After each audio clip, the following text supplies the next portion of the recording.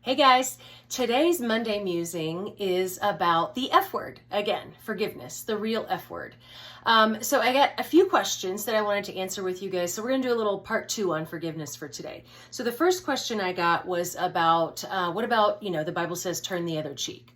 So what that doesn't mean is turn the other cheek so that the person can hurt you all over again.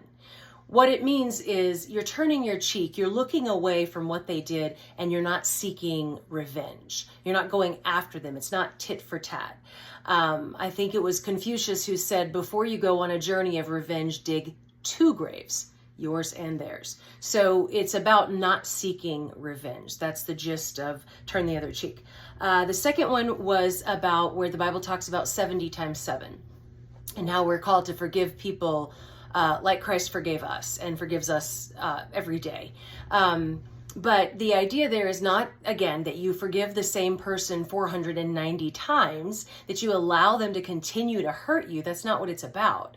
It's about, like I mentioned last time, whenever that memory of that person or that event or that situation comes up, or you see the car they drive, or you hear their voice, or whatever it is that triggers that memory and that unforgiveness state, you re-forgive them. So you remind yourself that you're not allowing them to hold power over you by living in painful emotions that they caused. And so the 490 is just a reminder to re-forgive, and it gets easier over time. Ask me how I know. It does get easier over time. It's something you just have to keep practicing. And it's just reminding yourself that you're not going to stay in unforgiveness, that you're allowing yourself to forgive and release yourself from the pain that person propagated against you, again, whether that's 5 minutes ago or 5 years ago. The third one was, okay, well, what about related kind of to these 2 things? What about, how do you interact with that person again in the future? Well, it depends. So if the person is your spouse or a family member or a friend, you definitely want to talk through that. You want to do what you can to reach some sort of resolution.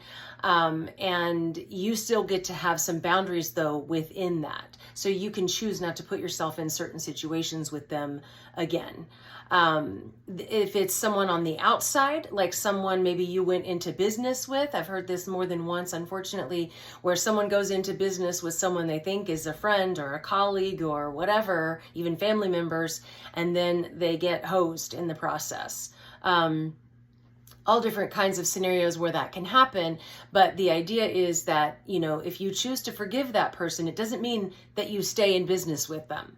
You can step out of business with them. You can vow to never do any kind of business with them again. You get to set your boundaries. So you turn your cheek, you're not seeking revenge. You re-forgive them when the situation comes back to your mind or your awareness.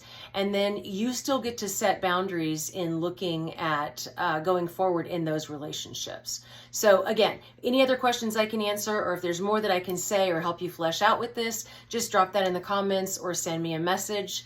Thank you guys for watching, and have a great week.